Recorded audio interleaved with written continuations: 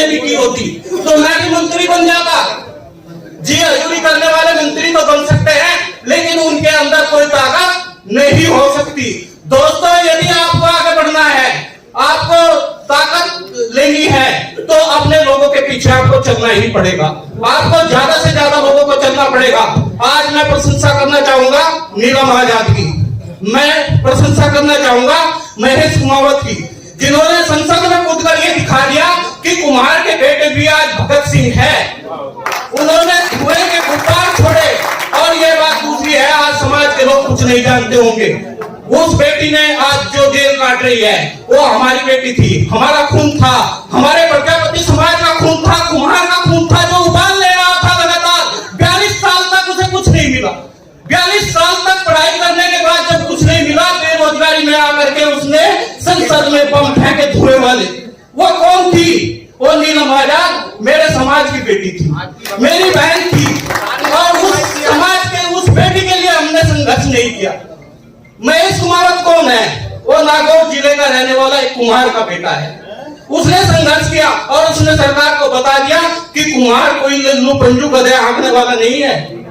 कुम्हार आज भी वही राजसी खून लिए हुए हैं। ये बात दूसरी है, तुमने गुलामी के वक्त उन पर गुलामी कराई। और आज दारा सिंह प्रजापति ने जिस तरह जोश भरने का काम किया, मेरा मन गदगद हुआ। इसलिए मैंने आपके सामने बोला। दोस्तों, मैं एक न्यूज चैनल चलाता हूँ, डीपीएन लाइव न्यूज है, आप सभी देखते होंगे, बहुत सारे लोग देखते होंगे। मैं हमेशा समाज की बात करता हूँ, समाज के इतिहास की बात करता हूँ, समाज के उन मुद्दों को निकाल कर लाता हूँ जो दबे हुए हैं। जैसे बहुत सारे लोगों को नहीं पता होगा नीलम आजाद कौन है। नीलम आजाद प्रजापति समाज की बेटी है और महेश कुमावत भी प्रजापति समाज का है। ऐसे लोगों की आवाज उठानी बहुत जरूरी है। मैं हमारे समाज का खून है, हमारा खून है, हमारे भाई हैं, और उनके लिए कट मरना हमारे लिए सौभाग्य की बात होगी। हमें सड़कों पर ही निकलना पड़ेगा। सड़कों पर धर्मवीर जी कह रहे थे अभी कि सीखे कुछ जाटों से, सीखे कुछ राजभरों से। अरे मैं तो प्रेमचंद की भी प्रशंसा करना चाहूंगा। वो आदमी अकेला होकर घूम तो रहा है, कम से कम उसकी हिम्मत तो देखिए। एक टोपी हमारे बीच में बैठी है और प्रेमचंद की बैठी है, तो इससे बड़ी बात क्या हो सकती है। रमेश प्रजापति प्रेमचंद के अनुयायी है, देखिए टोपी लगाए हुए हैं। तो हमारे लिए तो ये सौभाग्य की बात है। श्यामपाल फौजी जी, ये तमाम लोग हैं जो समाज को ताकत प्रदान कर रहे हैं। ब्रजेश प्रजापति जी, मेरा राम जी और फिरे राम जी तो युग पुरुष है। वास्तव में युग पुरुष अगर कहूं तो मैं फिरे राम प्रजापति को कहूंगा। सतवीर जी ने माइक और कैमरा इसलिए थमाया, इसलिए नहीं थमाया, इन्होंने रोजी रोटी चलानी है।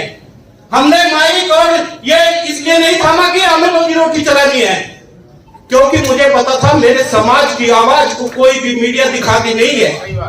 इसलिए हमने कहा कि इस चीज की बात नहीं करते मुद्दे की कि उन्हें इससे रोजी रोटी करनी है या इससे कुछ करना है।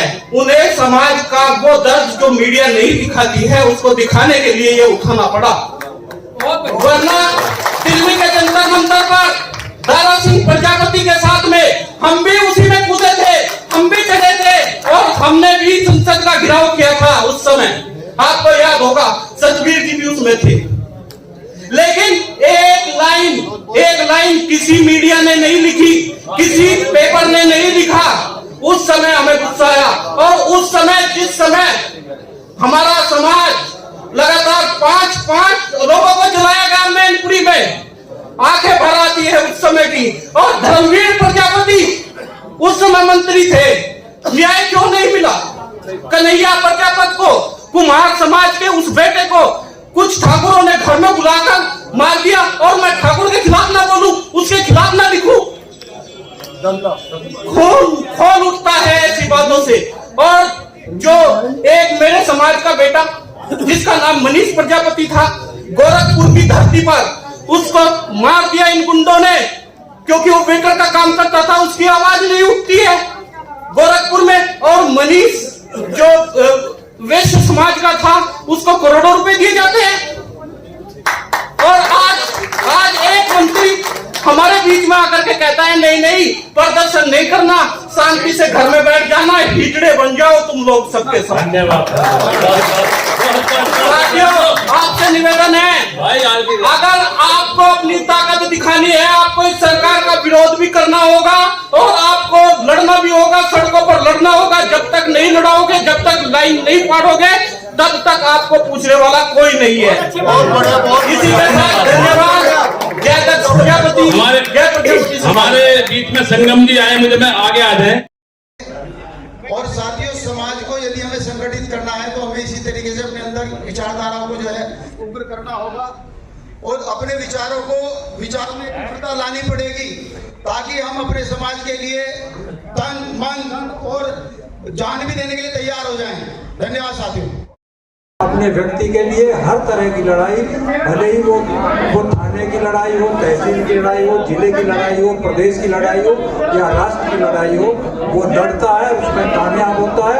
क्योंकि लोकतंत्र में जनता ही सब कुछ है।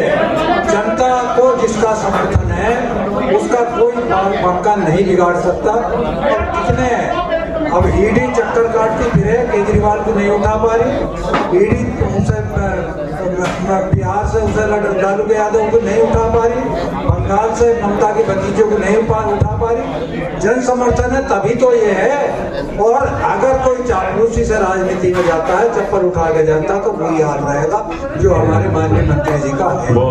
वो भी यही चाहेंगे। धन्यवाद। पार्टी कला बोर्ड के अध्यक्ष है, वो समाज के नाम से है, ये सत्यता है। कैप्टन जी नाराज मत। जो विचार कोशिश चल रही है, मुझे भी बड़ी खुशी हो रही है। और यदि कुछ पाना है तो हमें संगठित होना पड़ेगा और संघर्ष भी करना पड़ेगा। संघर्ष के बिना कुछ मिलता नहीं है, ये सच्ची बात है। अभी पीछे कह रहे थे वक्ता के जाटों को बहुत ज्यादा है, पंडितों को है, अपर्णियों को है। हमारी भी संख्या बहुत कम नहीं है, उसके अनुपात में हमें भी अपनी हिस्सेदारी निश्चित ही तय करनी पड़ेगी। और हमारी सभी राजनीतिक पार्टियां वोट तो लेते हैं, लेकिन बदले में हम उससे अनुपात में उतना बेनिफिट नहीं देती जितना कि हमें मिलना चाहिए। मैं भी ये चाहता हूं कि हम भी सभी की तरह उसी के अनुपात में हमें भी हिस्सेदारी मिलनी चाहिए, चाहे जो भी करना पड़े, चाहे जिस हद तक भी जाना पड़े। और आज जो हमारे माननीय मंत्री जी आए थे, उनसे भी संकोच होते हुए हमारे राष्ट्रीय अध्यक्ष ने इस तरह के विचार रखे, बिल्कुल निसंकोच होकर के उन्होंने ऐसी बात कही कि जो शायद हर कोई नेता सत्ता में रहते हुए मंत्री के कोई नेता नहीं बोल सकता। आज इन्होंने ये करके भी दिखाया कि वाकई में यहाँ हमारे जो राष्ट्रीय अध्यक्ष हैं वो बिल्कुल लीडर है। ये इन्होंने आपने देख लिया होगा किस तरह से बात करी मंत्री से। वाकई में ये लीडर और निसंकोच आदमी है, और ऐसे आदमी हमेशा संघर्ष तो रहते हैं लेकिन जीवन में कामयाब भी होते हैं। जय हिंद, जय भारत, जय प्रधानमंत्री। और संगठन भी एक ही होना चाहिए, एक ही राष्ट्रीय अध्यक्ष हो, एक ही प्रदेश अध्यक्ष हो, हर जिले में एक ही जिला अध्यक्ष हो, जिन्हें हमारा समाज मजबूत हो सकता है। और राजनीति में मांगे तो कोई नहीं देखता, सोचना पड़ा, उसके लिए संघर्ष करना पड़ा। राजनीति लोग में जो जितने लोग रहे उनसे पूछ कर देखो उन्होंने कितना संघर्ष करा होगा। वो किसी भी समाज का हो, हमारा समाज बहुत कम संख्या में है, उसके बाद भी हर गाँव में है। आराम से खाना लो, आराम से खाना लो, फूल से खाना खाना। इसके लिए हमें बहुत संघर्ष करना पड़ेगा, और संघर्ष के लिए रैली भी करनी पड़ा, लाठी भी खानी पड़ा, डंडे भी खानी पड़ा। जितने लोगों को राजनीति में जो कुछ मिला, उत्तराखंड में देख लो, शोभाराम जी हो गए, यहाँ लोकेश जी हो गए, धर्मवीर प्रजापति हो गए, इन्हें समाज की बातों ने मिला जो कुछ मिला।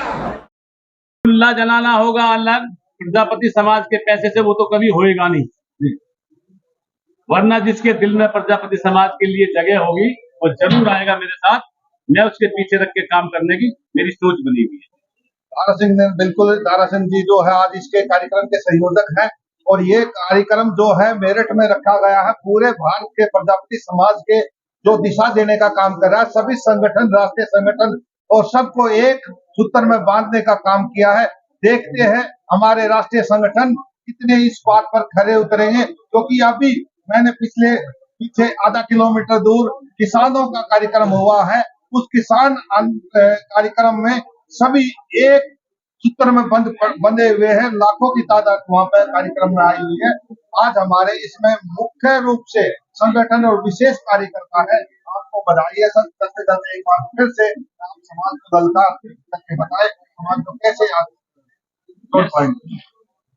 मैं समाज को ये बता देना चाहता हूँ कि वे लोग नहीं चाहिए जो समाज के पैसे से अपने चूल्हा जलाते हैं।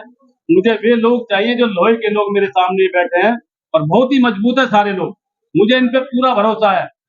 मेरी एक सोच है कि एक